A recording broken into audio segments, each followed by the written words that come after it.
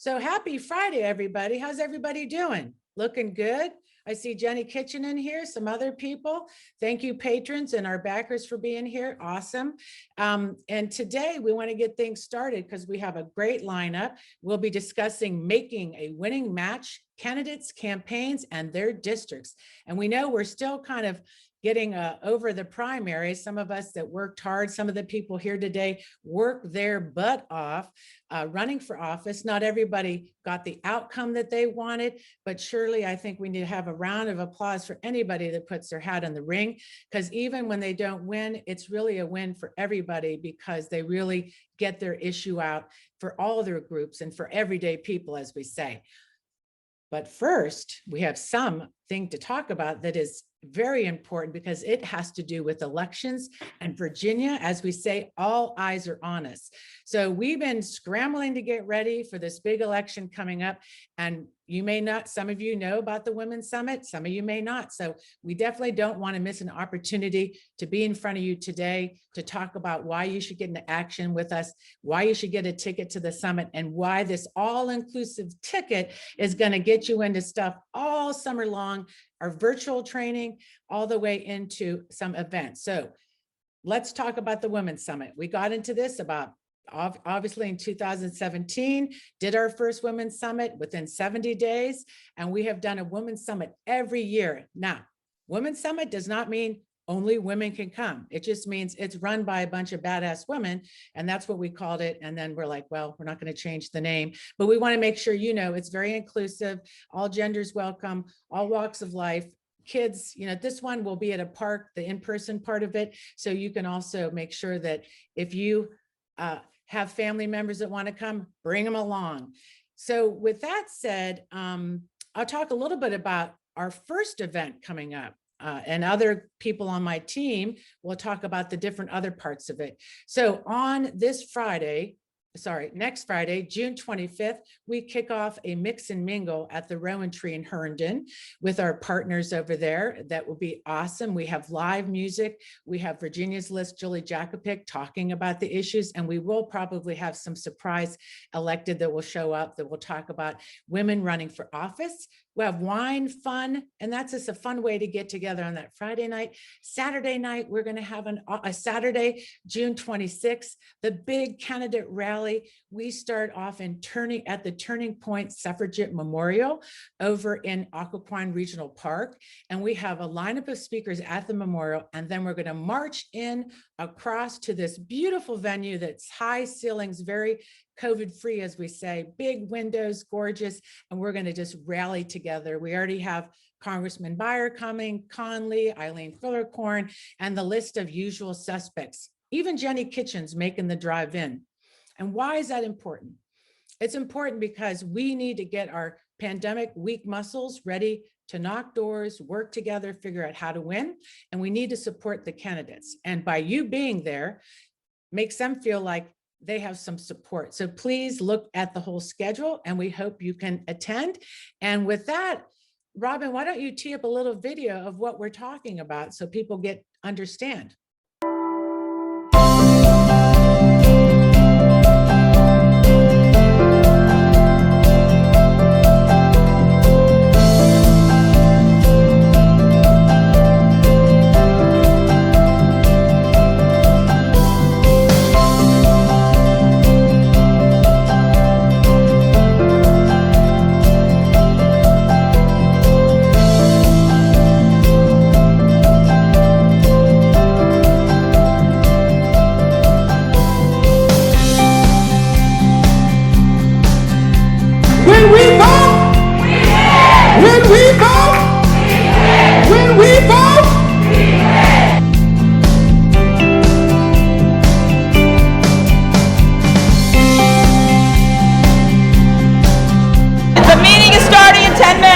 Please come to the ballroom.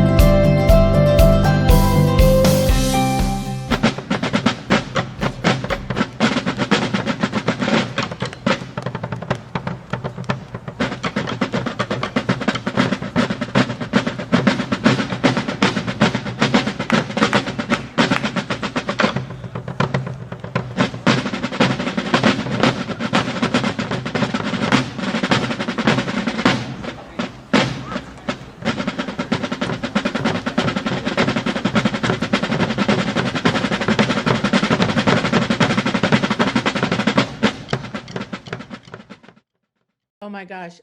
I'm going to be honest. I started to get all teary-eyed and emotional. That was a freaking great rendition of what 5 years has been like. Here, Stare, come on up, team.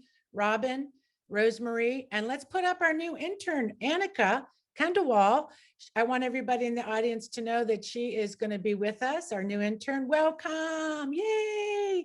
All right, go ahead. Let's do the round robin of what we are going to be doing. All right. So the Women's Summit.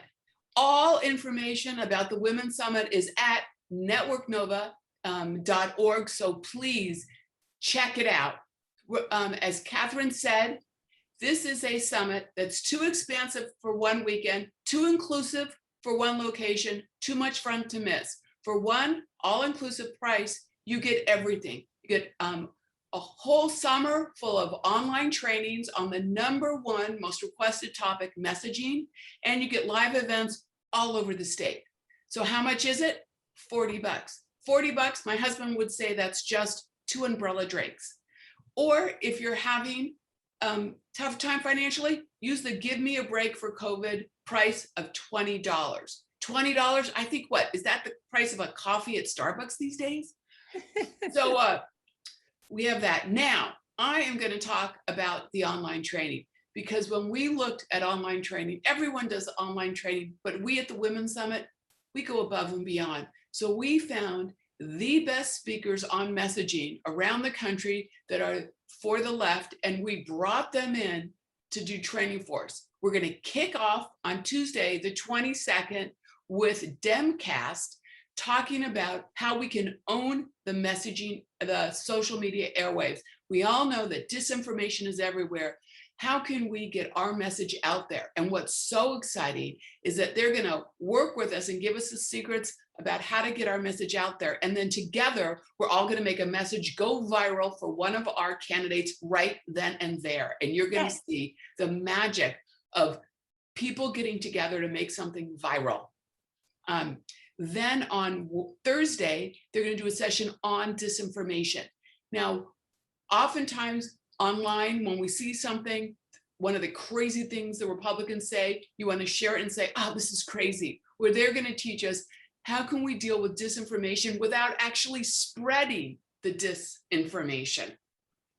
Then on Saturday, our Friday Power Lunch favorite public speaking coach, Kevin Boston Hill, is going to talk to us about how to relate any topic to any audience. He's going to help us become better communicators face to face. That's the June lineup of our webinars.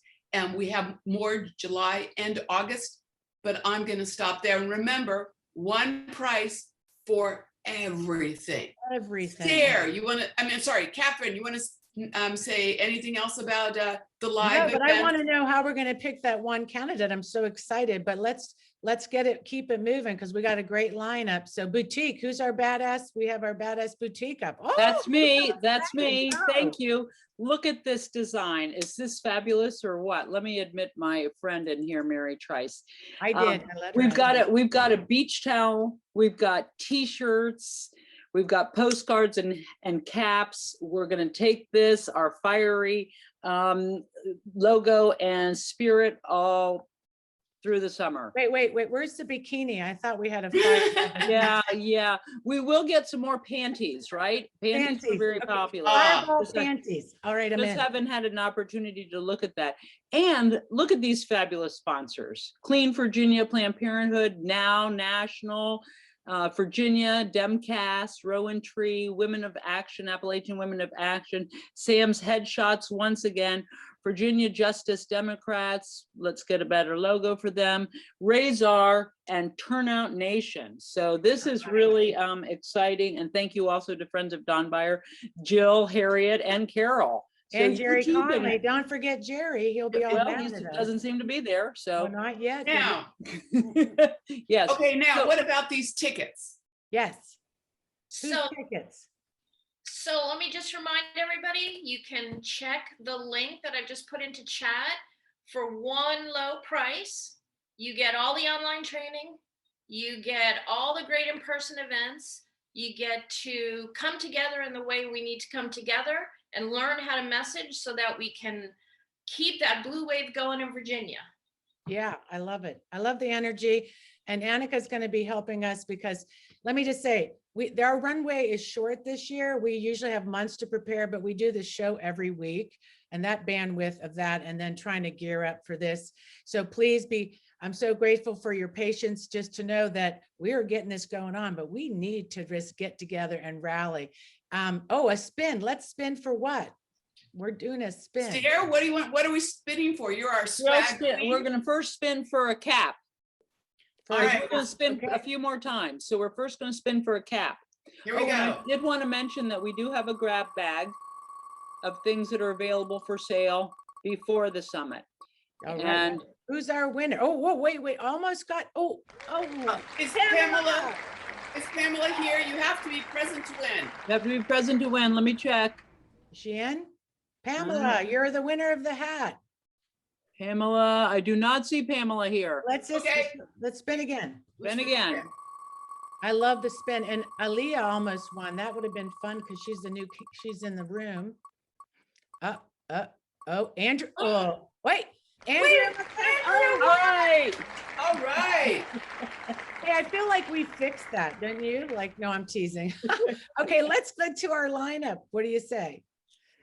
I'm All right. teasing, absolutely. All right. I just want to say one more thing, just Yes, to say that this event that we're having at the Turning Point Suffragist Memorial is going to be historic. Okay, here we are a year after the pandemic, and we're going to celebrate all which we should have celebrated last year and more. So, And Pat Worth, who is the executive director over there at the chair of the Turning Point Suffragette Memorial, is an honorary committee member of the summit and really has helped us get that together. So let's give Pat Worth a big hand. Thank you, Pat. and also she's putting together a really lovely program of strong women who have supported us, upon whose shoulders we also stand. Right. So you don't want to miss this. No, and that's a great segue to EJ Scott, who is here. She's the Democratic chair of the Black Caucus. EJ, how are you? Hi, I'm doing well. Just having a few sign-in problems this morning. So But you know thank you. what? As I say, if this is the least of our worries, you're here, and it's great to see your smiling face, and so important what we're talking about today, this historic moment where we see Biden sign this Juneteenth into law. So you're here to talk about this and let people know what this is about and what it means, what it really means to you and others, and how this now is really going to be a part of our national holiday. Yes, that's the wonderful part of it. As you said, I'm the chair of the Democratic Black Caucus of Virginia, and we have been celebrating Juneteenth as our annual fundraiser since 2007. So we've been doing it for a while. We've recognized the importance of it to the Black community, and we have just so elated that so many people have started to embrace it now. Last year, the governor signed, made it a state law, a state holiday here in Virginia. And that was at the urging of Pharrell Williams, the activist and singer. He'd written the governor to do that, and the governor listened. And I was fortunate enough to be down there and talk to Pharrell. And last year, he was our keynote speaker at our Juneteenth. So that was very exciting. This year, we have DNC Chairman Jamie Harrison, and we have Attorney Marilyn Mosby, who you might remember is the attorney that filed charges against the police officers in the Freddie Gray case. So what we try to do is to make it a history, a learning and educational session at our Juneteenth, as well as fun and entertaining. So, and usually we have some really, really good food. But of course, when you're virtual, you just have to imagine you're eating. Yeah, and let's just back it up for a minute.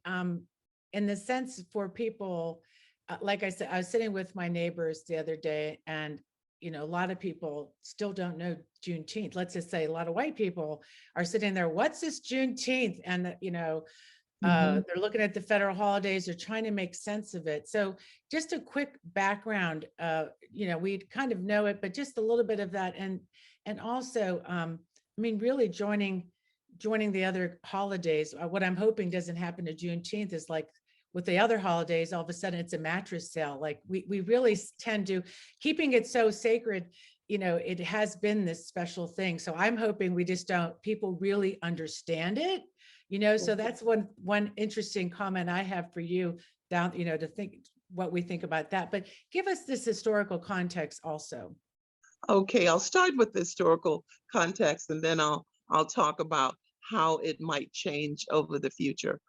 First of all, Juneteenth is a conglomerate of June and June 19th. So, and that's how they came up with the name Juneteenth. It really marks the day that federal Union troops arrived in Galveston back in 1865. As you know, that even after, well, let me start here. The Emancipation Proclamation was signed in January of 1863. And the even after Lee surrendered at Appomattox here in Virginia, there were certain places, and Texas was really an egregious one, that simply ignored that slaves were freed. And of course, them being on the plantation, they weren't told. They weren't told that they were free, so they would continue to work as enslaved. And so this, what is it called? General Order Number 3 was signed, and the General Gordon Granger was sent to deliver that. And with him went a large number of African-American troops. They went to Galveston, and they were essentially going to free all of the people who were still working. Now, the Order Number 3, I'll read it, I'll tell you what it says. It says, the people of Texas are informed that in accordance with a proclamation from the Executive of the United States, all slaves are free. And that was on June 19th, right? 2.5 years later, after the Emancipation Proclamation had been signed, and several months later after Lee had surrendered. So we still have had those disparities that were there. Right. No, thank you for that. I think it's really, you know, it's interesting we need to know that historical part of it, right? For a lot of people that don't even understand that part of it, because a lot of times people won't even remember. Well, people be like, oh, slavery was over in 1865, and what's the problem? And they like seem to like forget about what happened all up until now, like Jim Crow laws. So it, you know, I think teaching history is so important. And so Juneteenth, I think, will really be really a starter of the conversation that's embedded into our celebration. So thank you, EJ, for being here. Well, you asked me about no, go ahead. Oh yeah, sorry, thank you. Okay, you asked me about how it was. And there was one thing that I just really sort of wanted to correct, because I've been seeing it on the news, and they were saying that that marked the end of slavery. That did not mark the end of slavery on that day. The 13th Amendment, which was not ratified until December 6th of 1885, really marked the end of slavery in the United States. However, we do continue to see disparities. You know, I don't care if they have a mattress sale or not. That's to me. Just teasing you, but you know, it's sort of American. You're like, once you're part of an American thing, I sometimes like, you're so disappointed on President's Day if that's all we see. So that was just my kind of Yeah, interested. I don't care. I expect it will be commercialized in somehow, Right. in some ways, but I do hope that people continue to tell the history of why that is called Independence Day. We Yes. look at 1776 as the independence, but that Right. was really white independence. We still had slaves at that time in all of the 13 colonies, all of Absolutely. them. It was legal. So I'm a student of history, so you get me talking about these things. I Ah, really enjoy it. So well, you're in the right place because we like to talk and we um, love your expertise. And thank you, EJ, for coming on. And it is so important, and we'll definitely have you back, I hope. well, thank you so much for inviting me, you and Stair.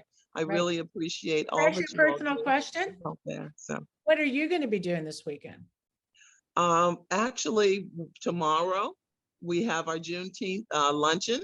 And we're asking people to come on, be a part of it, enjoy it, and be a sponsor if you Ooh, can. And also, one of the things we're suggesting is on Juneteenth, if you would patronize a Black restaurant, because normally it's a luncheon, idea. and Yes, we're saying, go out and patronize a Black restaurant I on like. Juneteenth. I love So, actions like that. That is really, actually, that's really, I love that. That's a smart way to really make people aware. So I think everybody in this chat is hearing you and everybody in the power room. So let's empower Juneteenth. And EJ, thank you and enjoy the weekend. And I look forward to celebrating with you. Hopefully I'll see you soon. I hope I'll see you at the Women's Summit. well, after the Juneteenth tomorrow, I plan to mow my lawn, which I haven't mowed in about 2.5 weeks. Well, that's a good exercise. So thank you, EJ. Good for you. Thanks again. Right. You all have a wonderful day. Yeah, so we wanted to start off with a special, we always like to do something special, historical or national news. So that's our piece today with EJ. So it was so important to recognize that. But our Power Lunch today, main topic is about making a winning match, candidates, campaigns, and their districts. So I want to give just a brief overview and say hi to our guests in the room.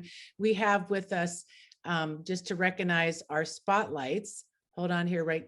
Get this up. Well, first I'm going to do our candidate spotlight on how do you create successful campaigns with Elizabeth Bennett-Parker and Bill Helsley.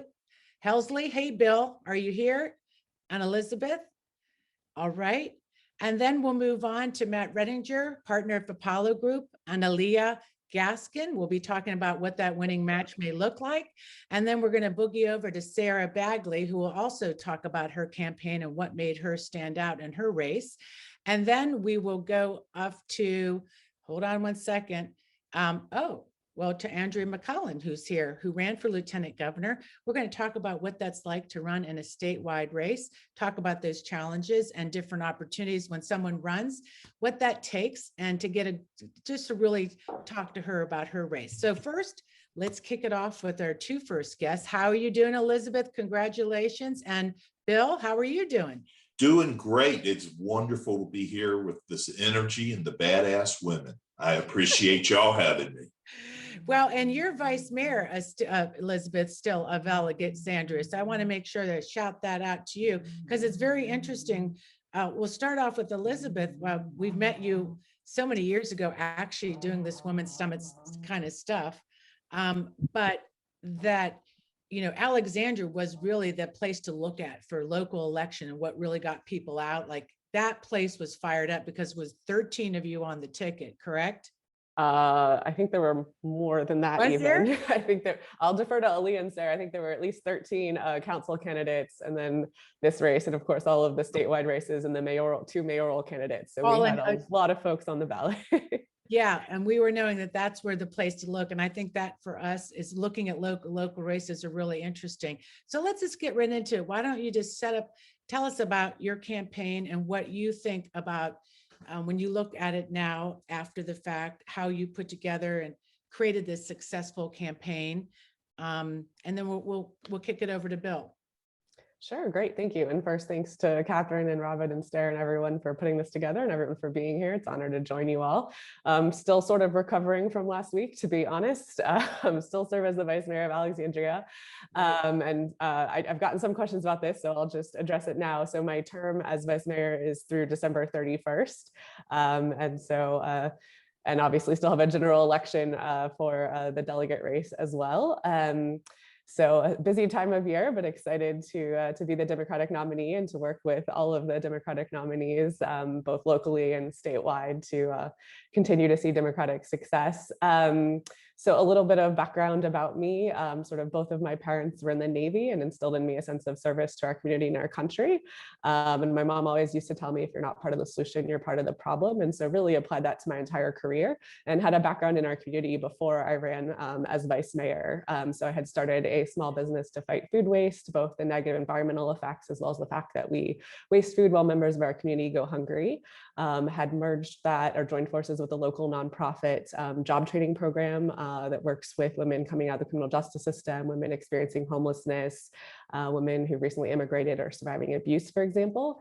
And so had been doing that work in our community, and that work sort of was really what inspired me to step up and run for the Alexandria City Council in order to address many of the challenges that I saw our women facing more directly, things like affordable housing and access to early childhood education and care and things like that. So proud of the work that I've done as vice mayor, and certainly that campaign, I think, helped set up this campaign. I think you sort of asked. Just to say that people don't know, to run against an incumbent is very difficult.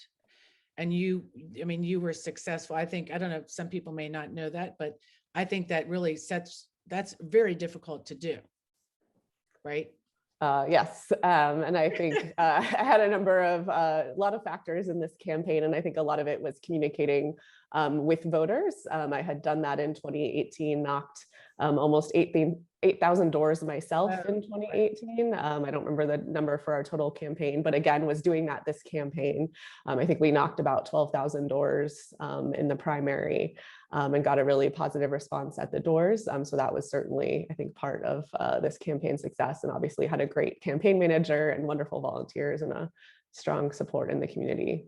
Yeah, I like learning about, as we call it, the secret sauce, which sounds like a lot of community involvement prior really is one thing. I just listened to what you said, and it's, you really set a lot of groundwork. So let's kick it over to Bill. Bill, you live out in a rural area. Tell people about who you are, where you are, what you're doing out there, and that, how you were successful. What's your secret? Yeah, thank you guys for having me. I am Bill Helsley. I'm out in the battleground 26th district in the Shenandoah Valley. Now, most of you folks do not think the word battleground district and Shenandoah Valley goes together, but I'm truly in one of those. People are lining up to support us. The reason we're a battleground district is in 2018, Tim Kaine carried the district. It went Democratic. 2019, our last candidate fell a little short by 3 or 4 points. So we've been knocking on the door, and I think I got recruited to knock the son of a bitch down, and I think I'm going to do it this time around. I like that fiery words, Bill. Yeah, just a little about me and the reason I was recruited. The district is a hybrid. You have Harrisonburg, James Madison University, and Eastern Mennonite University on one side, and then you have rural Rockingham County on the other. I was recruited because I've been an attorney here in Harrisonburg for 36 years, and my practice focuses on people. I didn't want to represent corporations and businesses. I've opened probably 6,000 to 8,000 files, so I have a connection with the district. I've also lived in the county in a little town called McGackey'sville. If you're not familiar with McGackey'sville, it's just down the road from Pineville. We have 2 stoplights. They only have 1. So we're the big city out in the county. But anyway, I've also been a farmer raising Angus influenced cattle. So that gives me some roots into the county that lots of other folks, previous Democratic candidates, have not had. And I also taught at James Madison University. We think our candidacy is going to have some cross appeal. I was the first Democrat in a quarter of a century endorsed by the Rockingham-Harrisonburg Bar Association for circuit court judgeship. I was president of the Harrisonburg-Rockingham County Bar Association. I was president of the Lions Club, and I'm a former past chairman of the Democratic Committee for Rockingham County. The other thing is our cross appeal is proven. For example, the former Republican Harrisonburg City Chair has already given us $400 and has endorsed me. We actually have a couple police chiefs who have publicly endorsed me. So we're getting cross appeal. We've got a number of Republicans supporting. The last Republican council person for the city of Harrisonburg is already requesting our signs. And as Elizabeth says, you've really got to work. We've already made 2,500 phone calls, sent out 4,000 letters, and we're already starting knocking doors and canvassing with a big event starting this Saturday. So we're excited about it. So you got the secret barbecue sauce over there, which it sounds like you have a lot of great ingredients. The demographics, like you have these centers where you have the students in JMU. You really have a lot of that going on, and you serve so much in your community, you know, really part of it. So it brings so much credibility. So I am hoping that we'll see you in Harrisonburg as part 2 of the Women's Summit. We'll be coming out to Harrisonburg on July 23rd and 24th to do some rallying your way at the Harrisonburg Hub. So we hope to see you there. Does that sound good? That sounds great. And I also invite everybody. We're having a Juneteenth celebration in Harrisonburg at Magpie Restaurant. Anyone in the area, please come by and see us. Me and Mayor Reed will be love Deanna Reed. She's great. Yes. Well, thank you for being here, Bill. And Elizabeth, I'll have you have last words when you're sitting there thinking things that you'd like, any takeaways you'd like to tell the audience about this secret to your success and moving forward, what we can do for you coming up, you know, in the fall for this election. Yeah, any support that you can reach out, financial donations. Helsley for delegate.com just suddenly appeared on the screen. There it is. And you know, up in your districts, you know, $20,000, $50,000 isn't a huge sum of money. Right.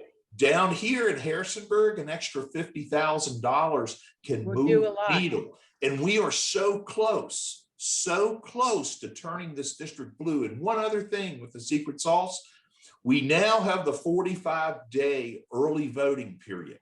Trying to get JMU college kids to the poll in one day is like herding cats. But now that we have 45 days, we've got an entire program just set up for JMU and EMU. Well, good, great. And everybody throw some bucks to Bill, and I want to let Elizabeth have the last word. Elizabeth, answer to my question. Oh, Bill went. Okay, Bill. Yeah, go ahead, Elizabeth. I would second what Bill said. I mean, I think getting folks involved in campaigns across the state is really important. I would like to see us keep our Democratic majority, and certainly candidates need all the help we can get with financial donations, help knocking doors, writing postcards, all of that, communicating with voters and encouraging people to turn out to vote. And then I also want to shout out to Emerge Virginia and groups like this that do such a great job of supporting women candidates, because that's really important as well. No, yeah, that is another secret to this, is really having those groups that support candidates, and especially women or women of color. All the groups that come forward really do help. So thank you so much. I'm so proud of you. I mean, I remember when you first ran way back, sending you some money, and to see where you're sitting now is like, you know, this is awesome. So congratulations. And I'm sure we'll see you at the summit. Thank you so much. Looking forward to it. Shame everybody into buying a ticket. Okay, and next up, the best part of this sauce is all the different people who make it happen. I think when we run for office, hey, Matt Renninger, you are a political consultant. You're a part of a group called Partner Apollo Group. You have an interesting story. I think a lot of times when people run for office, or us on the outside are looking at what's happening, and we really don't understand how this all works, you know, campaigns, all the different pieces of a campaign, what really, when someone wins, what's that attributed to? And we know there's a a backstory, and there's also a component of it that has to be there. And you've really come up in your own way with a methodology that you apply as a campaign person or consultant. So tell me a little bit about yourself in a nutshell, and then get into this, like, really what makes a successful campaign from your point of view. Sure. Well, I'll try to go as quickly as possible, Catherine, because I know Don't I'm be worried about splitting. quickly. We like to get into details. Don't worry at this point. Well, Come on, let's go. well, I only say that because I know I'm splitting time with my good friend Alyia Gaskin, who's a much more impactful and interesting speaker than I am. But I'm happy to try to talk about it a little bit. So I am a founding partner at Apollo Group. We are a political consulting and advocacy firm that operates mostly in Northern Virginia, but we do races all across the country and have done engagement internationally. Like many things that are prominent now and well established, we had our genesis around the 2016 cycle. I had a really unique opportunity with my job at the time to be embedded in both the Trump and the Clinton campaigns during the primary, and I traveled all over the country going to primary debates and primary day in places that I normally never would have been exposed to. And there was maybe you won't go back to, but and some I won't go back to. Yeah. But one of the reoccurring themes that I observed as I did all of this is, especially in the Democratic primary debates that I was watching, there was always one candidate who was on the stage, one person on there who I would listen to them talk, or they would have a message, or they would have a moment in the debate, and I'd be like, yes, that's what we need. That's the person. But almost inevitably, those were always the people who didn't have money, weren't the establishment pick, or got into the race late and it didn't start the right way. So when I got back to DC, I was talking to a few other friends who I'd worked on the Hill with in my previous life. And we just kind of sat down in my garage one day and we said, what are the things that candidates need to do to be viable candidates out the gate? And we came up with a list of 15 things, like 15 items. These are the things that you have to do. And it was just this kind of conceptual exercise. But then I moved on to another job, and I had a really, I was working for Bill Nye, the science guy. Oh, Bill Nye, the science guy, right? Yeah, and so he was all jazzed up about democratic politics and this whole idea, and he was very gracious to essentially let me cut my time in half and work on this concept. And the reason that we called it Apollo Group is because when you think about when you launch a rocket, you use the most energy in the first 10 feet. You might be going on, this incredibly long journey, but the first 10 feet take the most energy. So these 15 things that we looked at, we said, these are the things you have to do to light the fire and get off. And you can take someone who maybe isn't necessarily the establishment pick or the next person up in the queue, but they have the right message and they have the right ideas and they're the right person for the constituency, and you can put them on the path to being a contender. So it started out as a part-time thing, and it's grown into something a lot bigger. And those of us who started it actually all ended up leaving our jobs and doing it full-time. And we've done about 24 races here in Nova since then, mostly with first-time candidates. Some of the ones we're most proud of, like Steve Descano, Rodney Lusk, Walter Alcorn, Rachana Sizemore-Heiser, and of course my friend Alyia, who's here, taking first-time candidates and either convincing them to run or giving them the tools they need to really get that rocket launch off the pad. I love that. I love that. I know, of course, you're not going to reveal your secret sauce. Like any good brand or Heinz 57, sometimes we don't know exactly what's in it, but you obviously did a lot of work and study on that, and you have a winning streak. And I think it sounds like we talk about matchmaking. I'm assuming you're kind of particular about then the candidate that you would actually put that behind. And let's talk about that when we have Alyia. Maybe we can bring Alyia up on the screen in a few and really meet there she is. Hello, Alyia Gaskin. Hello. So this is a match made in heaven. Yes, I would agree. It's funny though, because I'll be honest with you, when Matt and I were first connected, I wasn't sure it would be a match. And Matt can tell you, I was pretty difficult. We had maybe 5 calls because I was like, I know what I'm looking for. I know who I want to work with. I know who's on my team. And Matt had been suggested to me by a mutual friend. And it was after several conversations that Matt really helped me see, here are the gaps in what I was putting together. Here's the opportunities where we could partner together. And here are the things that might be my blind spots that I need somebody else to take care of so that I could focus on being the candidate. And I think that's really important to kind of be open to learning and to know the things you don't know so that you can find somebody on your team who can help fill that in. No, true. And back to Matt, I know that when we talked, you did talk about community-based organizing, that it's really in its infancy.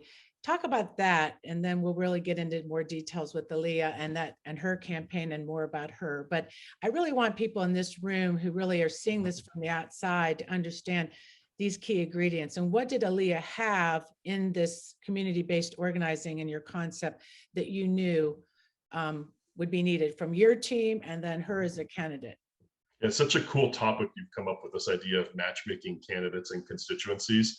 So I would say for the folks on the call who are either thinking about being candidates themselves or are candidates, or you're thinking about helping a candidate, when you're looking for a consultant or thinking about helping somebody, in my view, everything is about coalitions. Coalitions win elections, especially primaries. So with Apollo Group, we build those by being in the community. So as consultants, we're trying to build coalitions of trust, and that allows us to do two things. It helps us identify candidates that not only share our values, but share the values of the community we're working in. Alyia said we had 5 or 6 calls to work through it. I think the longest I've worked on a candidate to convince them to run and pull them in was Steve Descano. I think I worked with Steve for like 6 months, because we had identified him in the community as the person we need, but he didn't see himself as that candidate initially. So pulling Steve in. So being able to find those people in the community through being omnipresent, kind of being wallpaper in your community is a big part of it. And then the second thing is, say you bring those people, or you find someone, like a mutual person connects you with someone like Alyia, it's about having established trust and relationships with those constituencies when you bring that person to them. So a great example with Alyia is, I spent a lot of time talking to Alyia about her values and the platform she wanted to build. And it was very obvious to me before the end of our first conversation that Alyia's values were labor values. And because I've worked with so many pro-labor candidates and I've spent time building trust and constituency among our skilled trades unions and our labor community, I was able to make that, just bridge that gap and make that connection. Right. The trust was already there, that they know, like, okay, we know Matt, he has our best interests at heart. He's a pro-labor person. If he says this is a pro-labor candidate, it's a pro-labor candidate. So it's not a panacea, but that community aspect to it, I think, is very important. No, I agree with you. And so, yeah, and it really is important. And like you talk about that trust and credibility. And Alyia, let's get more back to you as a person, as a candidate. I saw you had your little boy on before. You're obviously a mom. Tell us a little bit about you, and then, and then how you decided to run for office. Like, what was that journey? Sure. So I was raised in Pittsburgh by my mom. My mom worked 2, sometimes 3 jobs, yet we often struggled to make ends meet. My mom also has asthma, diabetes, and a number of other health issues.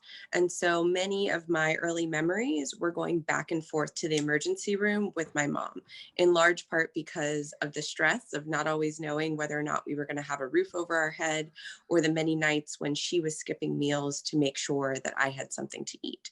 And so I wanted to pursue a career of serving others because I wanted to make sure that no one had to struggle in the ways that our family did.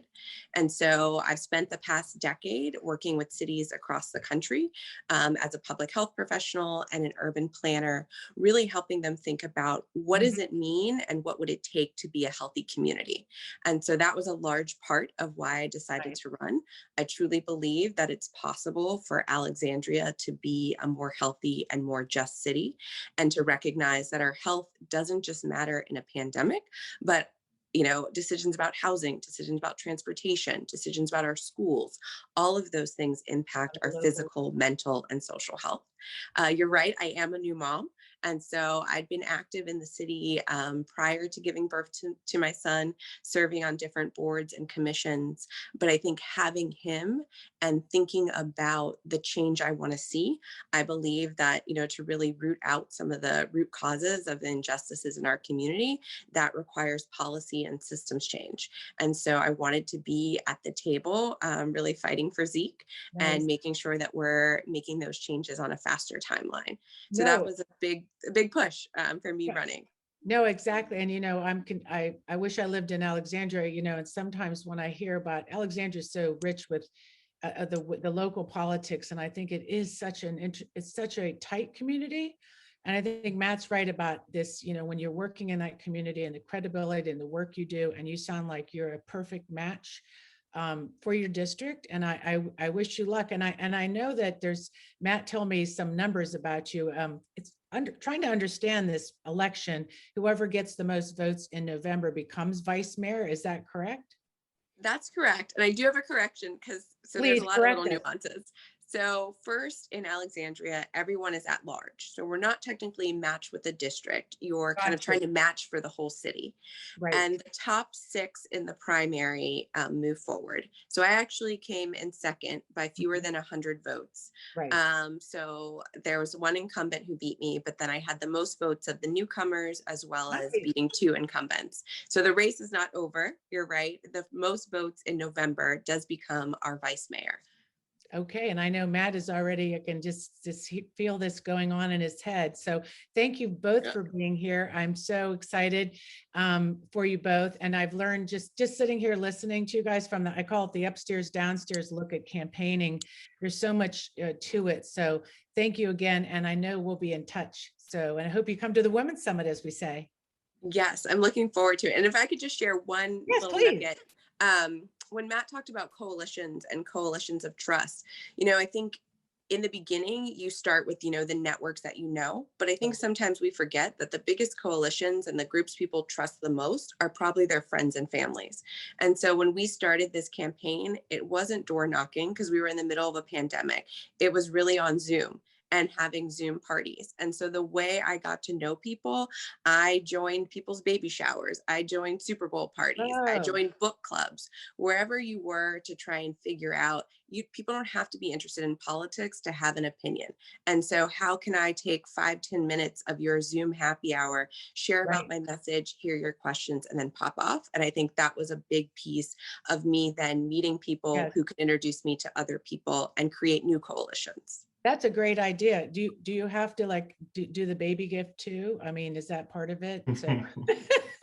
I'm just teasing you. I did not send a gift in that one. So that's probably bad etiquette. But oh, yes, I'm just teasing you. But I'm like, me as the ultimate almost 6-year-old mom over here, not quite, I'm always telling my kids, did you bring something? But you brought it today. And I'm so grateful that you both are here and that I've got to meet Matt actually and work with him this campaign cycle. And it's just so much learning to do. So thank you for joining us.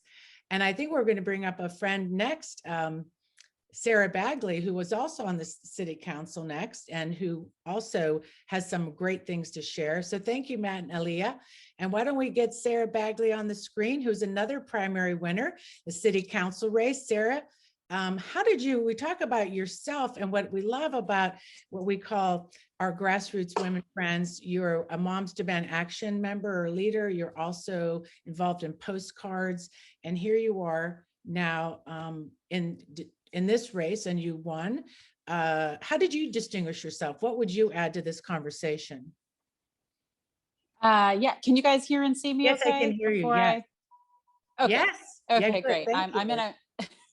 I'm in a community room in Toledo, Ohio. So I appreciate yeah. So in my day job, I work in affordable housing. And so I had to, that's what I'm doing at the moment. But to speak to, but to speak to your question, first of all, it's great to be here and also to see kind of so many of the people that I've just spent a few months sort of campaigning along and aside and near. And so that's great. I think I'd add, talking about the secret sauce or how do you distinguish yourself? I think for me, I wanted to say a few things as I've been listening. One is to be true to the causes that brought you here will always resonate. So the thing that did separate me was I was lifted up into this role because of my advocacy with Moms Demand Action, to be, very clear, simple. And talking about that was never going to be the wrong choice. And I think the longer the campaign went on, the more it became clear that how I learned to engage more directly, politically, how I grew in confidence, how I understood the role of the grassroots activist was, through that movement. And saying that, resonated with people. And it's what I'm looking forward to hopefully working with Alyia on is that I think we both see the world through a public health and safety lens. And for me, we can't improve, anything if people are not simply healthy and safe, to begin with. And so that's what drew me to the gun violence prevention work. And that's what ultimately drew me into the race. And so for me, it was continuing to talk about, the issues that I was passionate about. And it was one, the mom's work, and two, like I said, I'm here in an affordable housing community. I chose that work 6 years ago, and I feel deeply about people cannot succeed in any area of their life if they don't have a safe, sanitary, affordable place to live. And just repeatedly, bringing that up. Melanie just made a comment. I don't know if I saw that. And she's also going to be a candidate. Acton's sister in there. Well, I think that's exciting too, when you're in this activism, and when we start in one place and we sort of move up the chain, for lack of better words here, but you see the other conversations, it's definitely key that you have to have these roots. You have to be somehow embedded in your community, and then you have the support network around you, and you definitely have built that. So thank you. And I do think also, coming out of the pandemic, the issues that we're noticing is people can't even pay attention to this primary election. They're just really struggling to have a place to live. And we see homelessness now increasing. So you're doing such great work, and we really appreciate that. So thank you for being here. Yeah. Can I add one little comment? I love adding. Add a nugget, because we're going to bring up Andrew McCullen next. So add your nugget, and then. Okay. So my last nugget will be, since we've all kind of talked about how we run and chose and organize, I want to say one quick thing, because you've talked to a lot of women today, and Andrea's coming on behind me, is it is harder for women to fundraise because women earn less, because women's close networks are other women. And so when we talk about women earning X cents on the dollar, when we talk about women, their role in the household, that all comes back to their ability to fundraise, because we are asking our close networks, and those networks are other women, and those women have been earning less, and it all rolls together. So Jenny Kitchen, Jenny Kitchen is just in there. Say that. It's true. Oh, yeah. And so I know that it's awkward. Money is an awkward conversation, and, gender is an awkward conversation, but just like we all have to learn to speak more directly about race, we have to learn to speak more directly about, these other inequities and support women. Oh, somebody is throwing up my link. Thank you so much. Yes, of course, we love you. We want to help. Yes. So I agree. And I think you brought up a great segue to our next person coming on that we just really got to meet. And I know she's going to have so much insight on that. But Sarah, good luck in Toledo, holy Toledo over there. Thank you so much. Get some good Greek food or Lebanese food over there. I'm from Ohio, so good luck in Toledo. Awesome. All right. Thank you so much, everybody. Soon. Well, it's very special to have our next guest up, Andrea McCullen, just on recovery from this big race, historic race for you, Lieutenant Governor. And you did not win your race, but we always love to have people on. We learn so much from people who actually sometimes the first time around don't win, is where we find the best nuggets, the best information, and they're usually our favorite candidates or people. So thank you for running, first of all, and thank you for coming on. So with everything you're hearing in the room, we're talking about, how to distinguish yourself as a candidate. Now you run statewide. So what can you add to the conversation about those challenges for you, and give us some insights? Sure. So, I think, first of all, we've talked a lot about matchmaking and the team. For me, we call it the A team. And this actually was my third race. I ran briefly in 2013 for a special election to fill the state Senate seat that was vacated by Ralph Northam after he won Lieutenant Governor. It was a 10-day race. A lot lot of those folks are folks that I still work with today. And after that, I was recruited to be part of the first class of Emerge Virginia. I see Julie Copeland, I think, is on here. And Nice. what I was able to provide was some insight about what to do and what not to do, to your point, because you learn probably more from not succeeding sometimes than from succeeding. I then went on to run against a 16-year incumbent for the Norfolk City Council seat that I currently hold, and was not expected to win at all, and told by several not to run because I wouldn't win.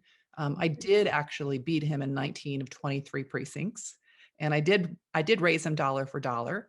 And so Tell us about that. What was the secret to that sauce that time around? it was being authentic. I think that the message was loud and clear. What we just heard is so true. And knocking a ton of doors and Being there. all the calls. And that was what was missing, quite honestly, in the statewide race. And because of COVID, it was very, very difficult to make those connections with people. So Catherine, you and I met through Zoom, and that's great, but it's not nearly the same as having that one-on-one, face-to-face opportunity. So, my background is in business and sales and marketing. So fundraising for me is something probably a little more comfortable than it is for most people. I've been raising money for lots of organizations and nonprofits, and actually served as the vice chair of finance for the state party in 2014 and 2015. So that was an added benefit for sure, but it is very, very difficult. And I think as a candidate, if you're not comfortable fundraising, you shouldn't run for office. I mean, nobody's comfortable with it, but you have to understand you're going to have to be in call time and ask your friends, your family, your colleagues, people you don't know, not once, but twice and 3 times. And it's very uncomfortable, but it's an unfortunate part of the process. Did you find that Emerge training, did they focus on that with you? Because I agree, like sometimes those statements like, if you're not comfortable with fundraising, and I think it takes a while for people to get comfortable. So when women do join or people do join these groups to help, I know that we talked to Deborah Rodman, who really concentrated on that, now sort of consults or works with people about it to get comfortable.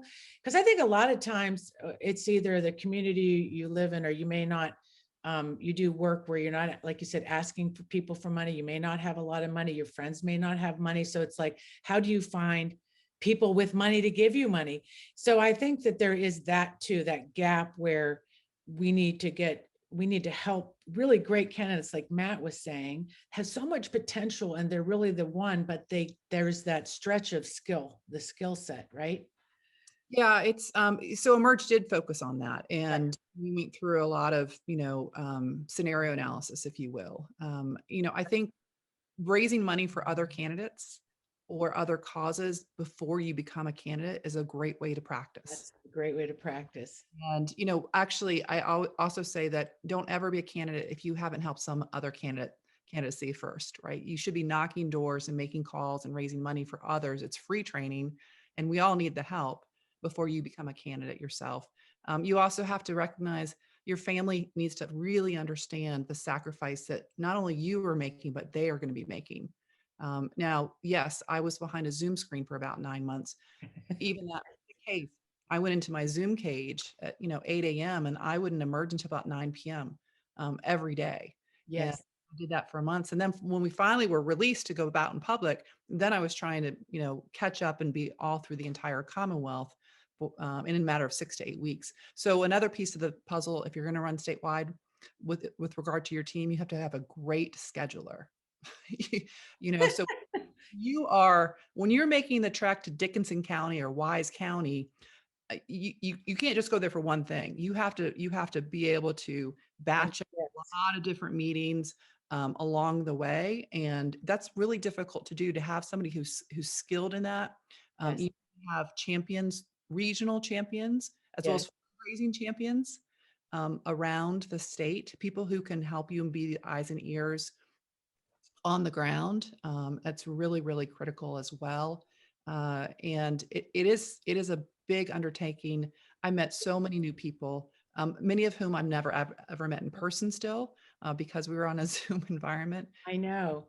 Well, I have to say that all those points, and I don't know if you know this, but after every show, we do send out what we call a recap, but usually days later, because I think all these points, you're just making me think about so many things. And so, especially for statewide and the regional reach and making sure, to work that road trip to capacity takes knowing, like Matt, building that team out, having people that are local to that, trusted people that then are working with you. And that's relational organizing, isn't it? And it's community organizing 101. And I thought you did a fabulous job. I have to say, the silver lining of a lot of this is finding people like yourself. I think I met so many people in this statewide race. That's really been a really great thing, right? Moving forward, and to win this election now, we all have to sort of pull it together. So hopefully we'll work. That's our next thing, right? And what's next for you? Oh, for me, well, I'm still on the Norfolk City Council. I still Good. chair the Hampton Roads Planning District Commission and vice chair of our Regional Broadband Authority and vice chair of our Regional Transit Authority. I mean, I've got a lot of stuff that was. You got a lot of stuff to do. Yeah, I'm and also I'm going to travel. Right? I haven't been able to travel in a long time for COVID as well as the campaign. So I have some friends and family to go see. Good. Well, you deserve it. Well deserved, my friend. And we hope to see you at the Women's Summit activities. We'll be circle back around because we hope we can get you either to come in Virginia Beach for a big canvas in August, but we will definitely, now we've made friends. You're friends with our friends down in, Kelly Faulkner down in 757 Motherboard and some of the individual groups in Williamsburg. So thank you for running. Thank you for your service. And thank you. It's great to have a new friend. All right.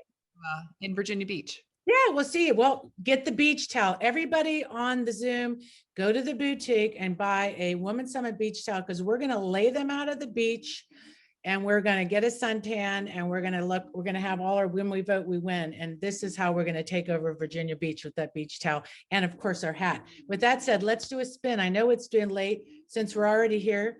Let's just go ahead and give away something. Summit stuff. All right, here we go. Hey, I'm laughing because I'm on the,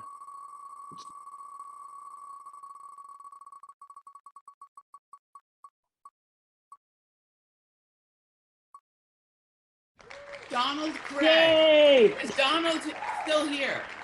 Donald, sorry, that was Jennifer Boysko. She's calling about the Women's Summit. So. Okay, Donald.